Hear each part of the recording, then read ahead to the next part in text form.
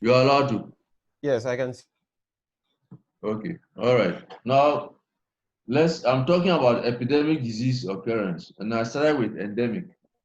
And I say that when we talk about endemicity, it means the amount of a particular disease that is usually present in a community. It's also called baseline. In other words, if say you talk about say Mammoth, and every week we get about 20 children getting malaria. We call it endemic. Malaria is endemic there. We don't call it. But when we say it's um, epidemic, it means it has risen above the endemic level. When we talk about sporadic, it means that disease is there. It occurs occasionally. Like say um, in a school, in a school canteen, or say in Radford University.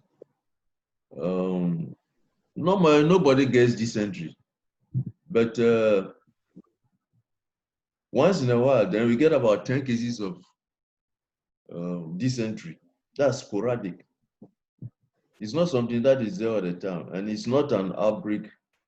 But say you get um, sporadically. It comes in January, and then you hear about dysentery again. Then somewhere in March, you get another one, and then December, you get another. That's sporadic. And when we talk about hyperendemic, it means the level is persistently high. Like we can say that Ghana, for instance, we say that malaria is endemic, but at the same time, we can also say it's hyperendemic because the levels of malaria that we get here are very, very high. And then when we say an outbreak, it carries the same definition as epidemic. And it means it has, but outbreak normally occurs in a limited geographical area. Like say in New Bawi, there's an outbreak of cholera. It means for some time now there's no cholera. Then suddenly you get 10 cases of cholera. There's an outbreak. It's the same as epidemic.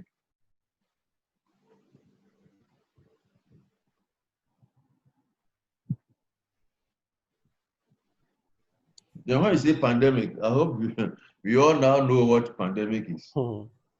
It's an epidemic that spreads over several countries or continents. Because now we have epidemic of, like what woman said on TV, colonial virus epidemic.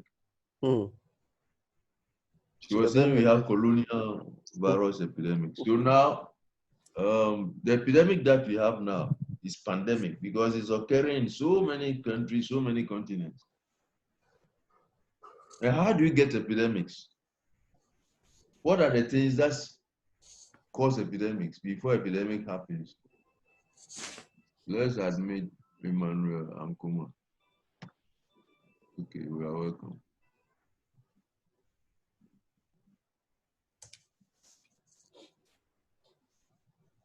It means there's another person.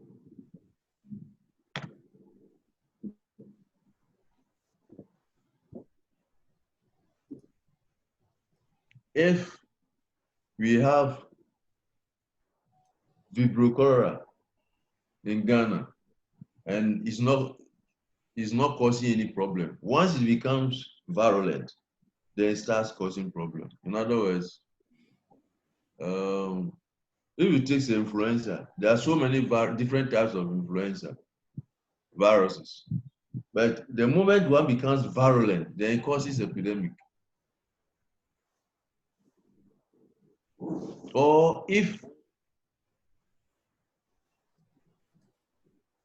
a disease agent is introduced suddenly, then it causes epidemic. Like they are saying that this virus that is causing pandemic now, it is a new strain of a virus. It's a new strain of influenza virus that is causing this problem. So if it becomes violent, if it becomes virulent suddenly, then it can cause epidemics.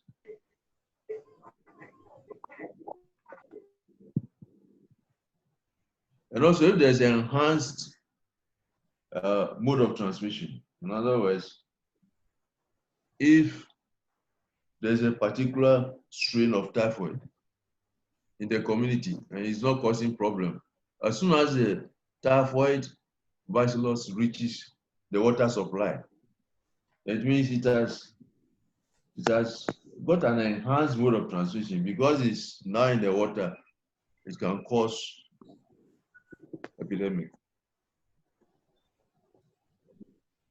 And also enhancement in the susceptibility of the host. In other words, there are certain diseases when you get, you are prone to so many diseases. Like they are saying that old people should keep away from where there's this virus because, or people will say diabetes, hypertension, and so forth. They should keep away from those who have this disease because then their immunity is low. And that means a change in susceptibility of the host response.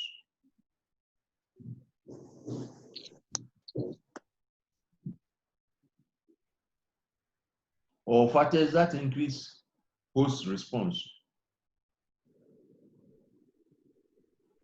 Like introducing a new way of entering the human host.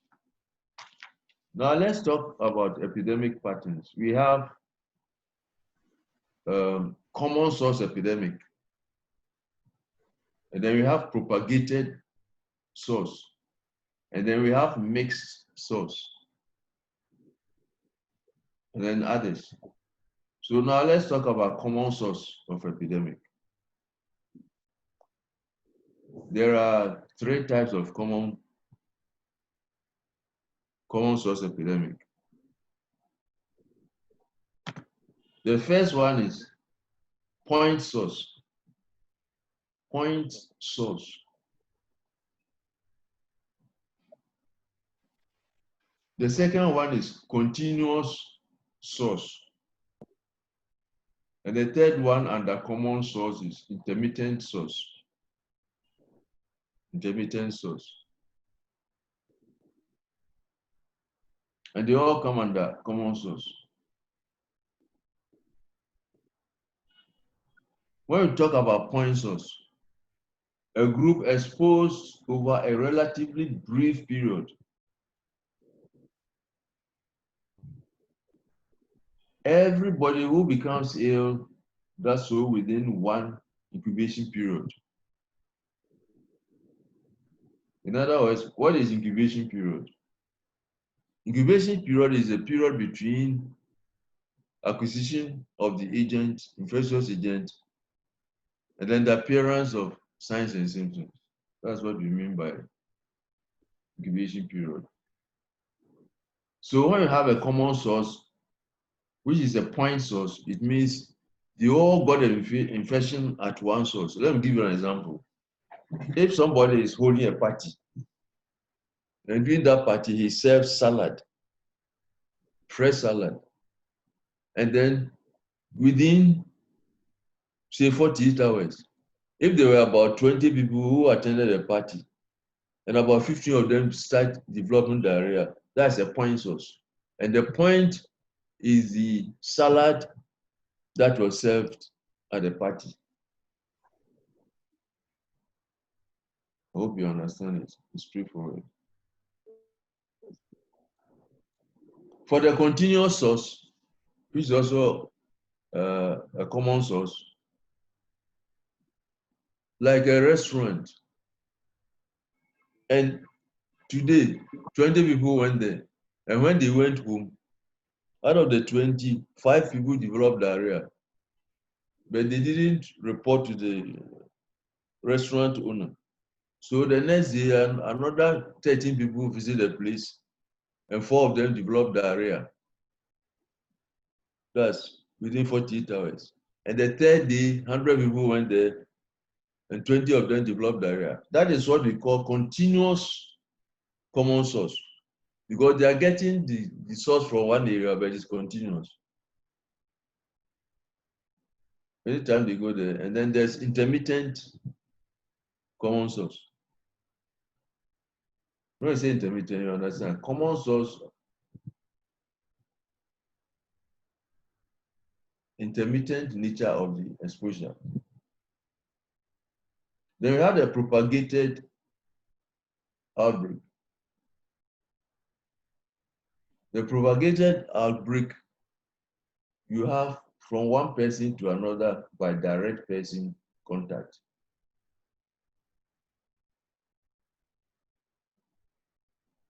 In other words, somebody went to some place and got gonorrhea. And then the same person went to another, the same man with gonorrhea, he has about 3 girlfriends. So then he gives it to all the 3 girlfriends. That's propagated outbreak. So until, and then if any of these girls who have multiple boyfriends, they also infect their boyfriends with the gonorrhea. So it keeps on spreading. That's what we call propagated outbreak.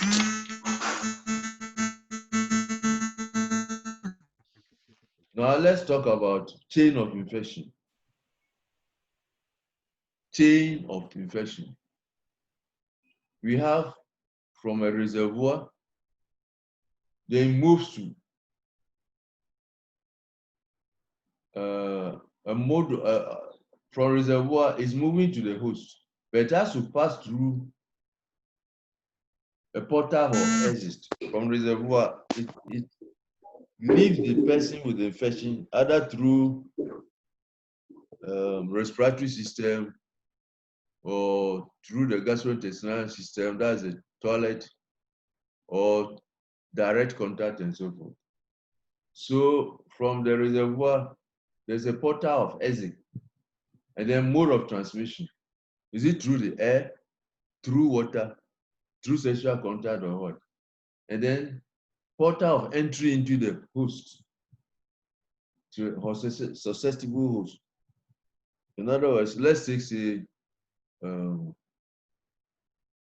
this coronavirus.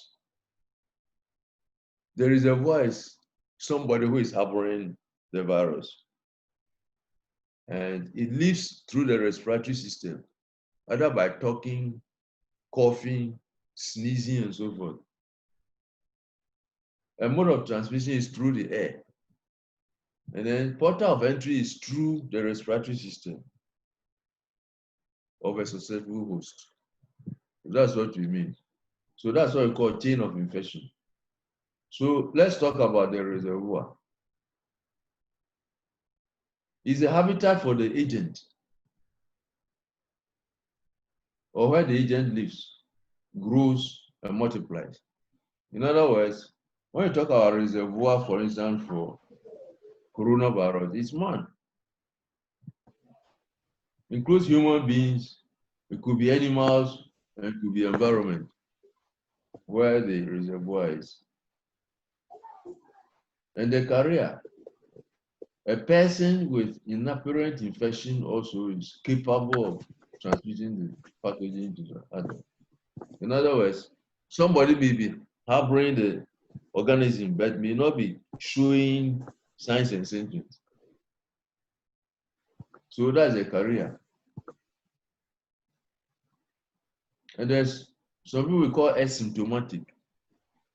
Yes, they also have the infection, but they don't show any signs and symptoms.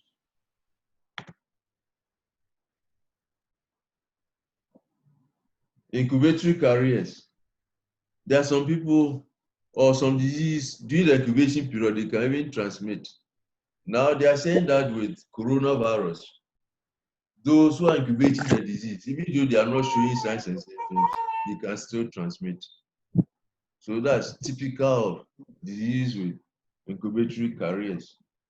And then we have convalescent carriers. Those who have had the disease, they are okay, and still they transmit. And this is very common in typhoid.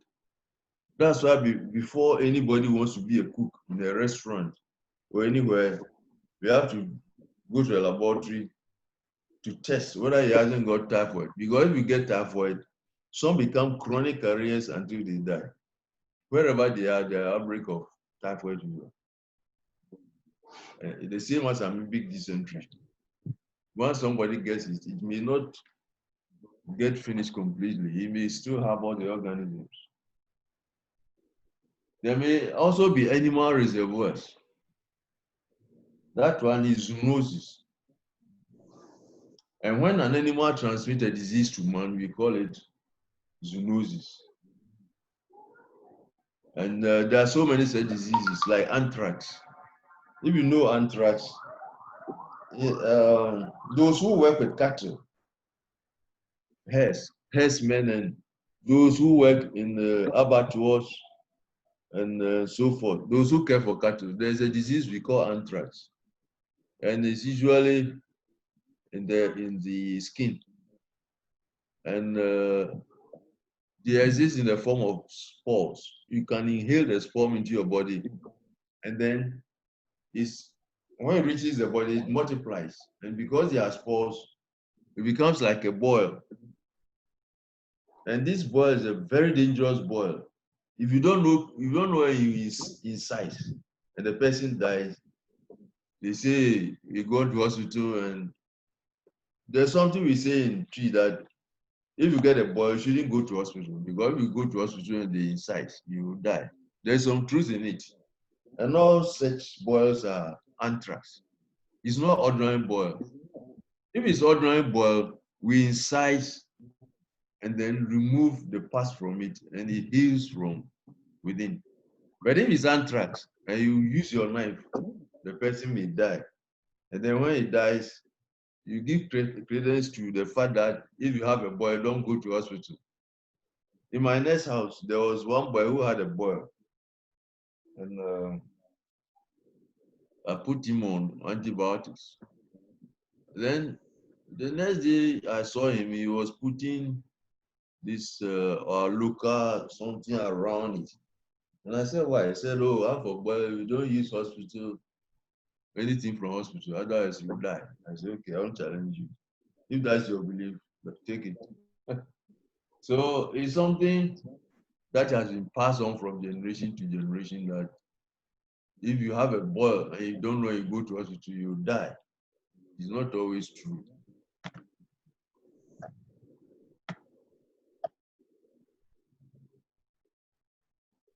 It's not always true that if you have a boil and go to hospital, you die.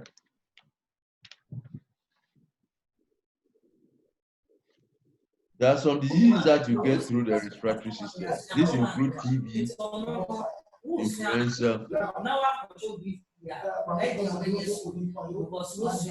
There are some diseases we get through cholera, dysentery, diarrhea, and so forth. There are some diseases we get from urine, like epizoomiasis, urinating blood. Hey, somebody has put on a wireless. Oh, so we are running out of time.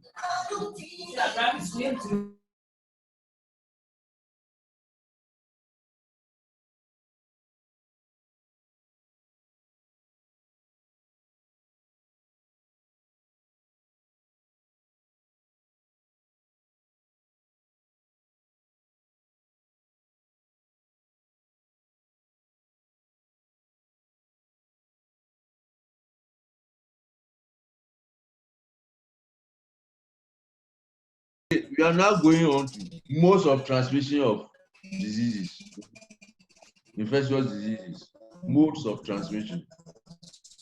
We have direct and indirect modes of transmission. This thing will go off within 10 minutes. When it goes, we shall continue. So don't go away. If it goes off, we shall come back. We have direct transmission. Sorry.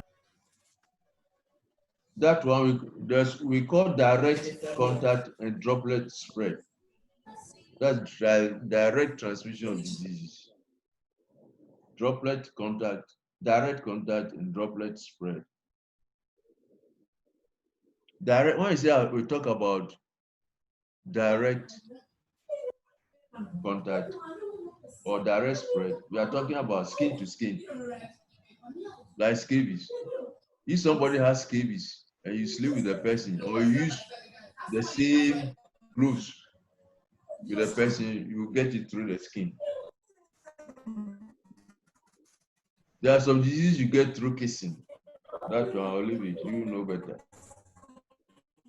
If somebody has it and you kiss the person, you get the disease. That's direct contact. There are some diseases you get through sexual intercourse. And that one too is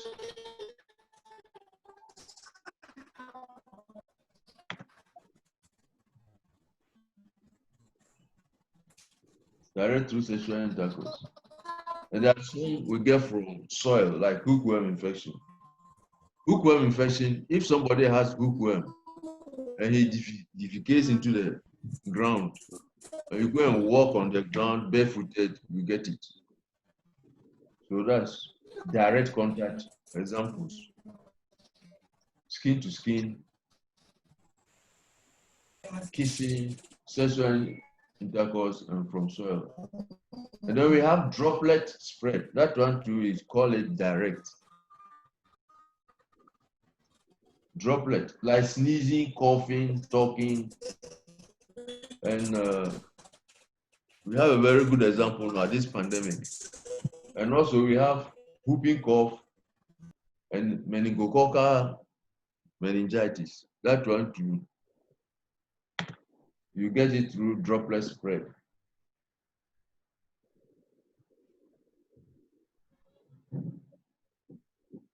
Hello? Are you around? Yes, Doc, we're here. Yes, sir. Okay. I thought it was good. Now we are going to, that's a direct transmission. We are going to indirect transmission. That one we have airborne, vehicle-borne, and vector-borne. That's the most of transmission, direct and indirect. We finish with the direct. We are now going to indirect. We say airborne, vehicle-borne, and vector-borne.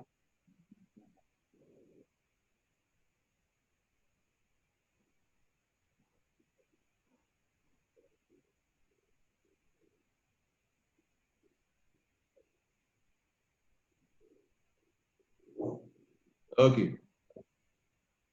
When we talk about indirect transmission, like they say that like coronavirus, when you talk, you sneeze, you cough, you release the virus into the air. Some fall directly to the ground, but some remain in the air for a long time. Anybody passing there can get it. So you get the particles suspended in the air, and then when you breathe, you also get it. That's airborne transmission.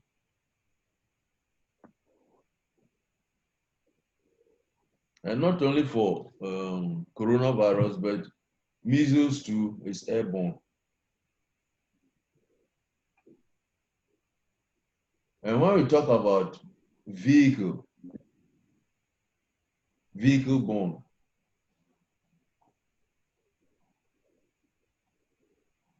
that one you can get it through food or water or biological products like blood and fomites. And a typical example we get from food, Clostridium botulism. In other words, you go and open a canned something like beans or tinapa or sardine, and you get severe diarrhea. If you don't take care, it can even be fatal. And that one is vehicle through food. Sometimes when you see a canned thing, you see it's bloated up. Any canned food that is bloated, you should never eat it. You should throw it away because there's something we call botulism, Clostridium botulism. And if you eat, you can die. We also have some that are transmitted through water, like say cholera, dysentery, and so forth. And we have some that are also from blood, like hepatitis B, hepatitis C, and so forth. Even syphilis and other things, you can get it through blood transfusion. So that one too is there.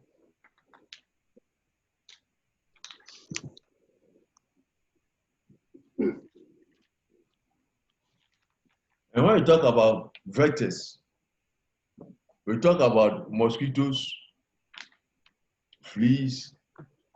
You know, mosquitoes, we know all that what mosquito transmits. Malaria, yellow fever, dengue, encephalitis, and so forth. And we know fleas, the plague that killed so many millions of people in Europe were transmitted by infected fleas and ticks. And the organism for that these fleas, infected fleas carry is Yersinia pestis, which causes plague. So when white people see rats, they'll be running away. You know, they are found on the bodies of rats. But we Africans or we Ghanaians, rats are delicacy. So they don't understand how we can be eating rats that can cause plague and kill so many millions of people. But that's Africa for you. We chop them and we don't fall sick. We don't care at all. But for them, they are afraid.